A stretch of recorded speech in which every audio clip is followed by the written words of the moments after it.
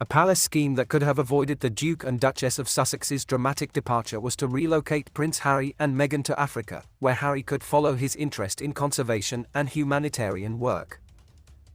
He is happy in another world, another time, another dimension, living somewhere in Africa, perhaps South Africa, and spending his days rescuing elephants and caring for children who lost their parents to AIDS. I imagine it as a series of clips of a smiling Harry in various earthy tones of khaki aiding wrinkly animals and playing hide and seek with kids. And this is not just a fantasy, but something that might have happened. Hello and a very warm welcome to British Royal Daily Updates YouTube channel. Now, with Harry and Meghan, the Duchess of Sussex facing a doubtful US future, it's worth considering the path not chosen and how one simple phone call years ago could have stopped the huge split of Megxit. You see, in another scenario, the Sussexes' home is not a wealthy area full of goji berry fans, but somewhere in Africa, in a scheme that was devised by Buckingham Palace well before any disgruntled HRHs had begun airing their truth. There are few, if any, in the royal trenches as well informed as the Times' Valentine Lowe, who has been reporting on the royal family for 15 years, and in 2021 he was the one who revealed that Meghan had faced bullying claims. Allegations that the Duchess has always strongly denied. Last year Lowe published the excellent Courtiers, The Hidden Power Behind the Crown, and recently has been doing some promo work for the new edition. Go to a bookstore for a well-researched, insider read. He was recently a guest on the Great Scandal Mongers podcast, and this other, different Sussex life was discussed. I always think that Harry would be much happier if, after leaving the military, he went off to work on a conservation project in Africa, Lowe said. I think that would have been absolutely the right thing for him to do, but clearly not something that Meghan would agree to. I mean, the problem is I don't think being a kind of global star is really what's good for him or what he really deep down wants. But for a while there, Operation Elephant Helper was a very real option. Palace aides had a scheme to relocate Harry and Meghan, the Duke and Duchess of Sussex, to Africa, where they could do some charity work, promote the Commonwealth and work for the UK. Lowe, in Courtiers, says that actually, this idea of Harry going to Africa had been planned since before he had even met Meghan. This very radical idea was seen as the Sussexes' Malta moment, a reference to the 2 years the late Queen and Prince Philip lived on the Mediterranean island early in their marriage. Harry, in his memoir Spare, writes that in 2019, he and Meghan had talked about living at least part of each year somewhere far away, still doing work for the Queen, but beyond the reach of the press. The pair would be free from the British press, free from the drama, free from the lies, but also free from the supposed public interest that was used to justify the frantic coverage of us. No matter who or when someone had the bright idea of sending the Duke and Duchess off to find their happiness a whole continent away from the palace, it would have been the ideal solution. The Duke and Duchess could have avoided the spotlight to do the work they loved.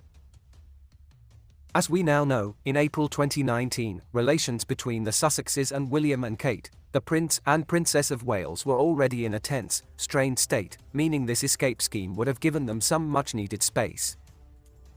Tempers could have eased, hurts forgiven, and disputes over bridesmaid dresses left behind. Namaste and all that.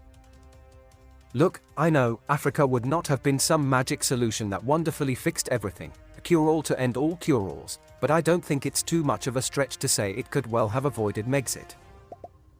It could have been a relief valve as temperatures rose, as brothers clashed, as sisters-in-law may or may not have made each other cry, and as the British press gained momentum pointing out things like the hypocrisy of Harry and Meghan's private jet use. So what went wrong with the Great Africa scheme? According to Lowe, things collapsed because of problems with funding and security plans. Meanwhile, in Spare, Harry writes that while the late Queen agreed, his father had told him to write it down, which I'd done right away. Within a few days it was in all the newspapers and caused a huge fuss. However, just imagine how different things would be today if Out of Africa, Sussex edition had happened. Spare would likely not exist, and Harry and Meghan's biggest Netflix worry would probably be Fergie having stolen their account password. Sure, come Christmas time when King, his sons, and their families met outside St. Mary Magdalene at Sandringham for the iconic Christmas moment, it would be possible to notice a hint of tension in the group photos, the smiles not quite reaching the eyes of William and Harry, but hey, the centre would have stayed. The royal family might still vaguely be a whole. Remember to subscribe to British Royal Daily Updates YouTube channel and turn on the notification bell, this way you will be notified when we drop a video. Instead, today, the Duke is living in, and paying for, a California mega mansion high on square footage and low on subtly, which is located in a town that seems increasingly full of paparazzi, while the Sussexes deal with struggling careers and far from impressive public ratings. During Lowe's podcast appearance, he said of Harry, "I think he's definitely in danger of becoming a sad figure." So, how did we end up here, not there? How did Harry end up trapped in the endless traffic of La's Pacific Coast Highway, not gently stroking the trunks of elephant calves and living out this Attenborough-esque heavenly other life? Lowe identifies palace inertia as being one of the points where things went wrong in the lead-up to Megxit and which contributed to the cataclysm Sussex. Like the Big Bang, but with more for mantras and phone calls to Oprah. According to the Courtier's author, the first signs that things were going wrong with Harry and Meghan were obvious about a year before they left. However, what was crucially missing was that no one was really in charge of solving the problem.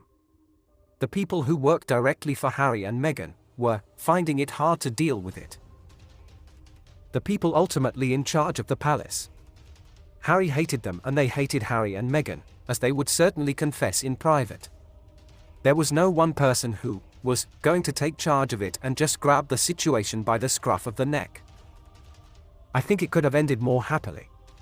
I think Harry and Meghan would still have left, but it could have been handled a lot better. Instead, as we all know now, the situation was left to rot until things exploded, Vesuvius. Like in January 2020 with the Sussexes' abrupt announcement that they were done with full-time working royal life. The rest, of course, is not just history but a TV show, a book, and a podcast.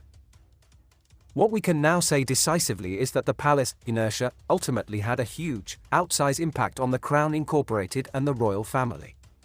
Imagine the heartache and hurt and sadness and money and time that could have been saved if someone had made the Africa idea work. In this regard, to me, the firm failed and failed badly. Something to think about for anyone stuck in dreadful LA traffic. Remember to subscribe to British Royal Daily Updates YouTube channel and turn on the notification bell, this way you will be notified when we drop a video. Stay safe.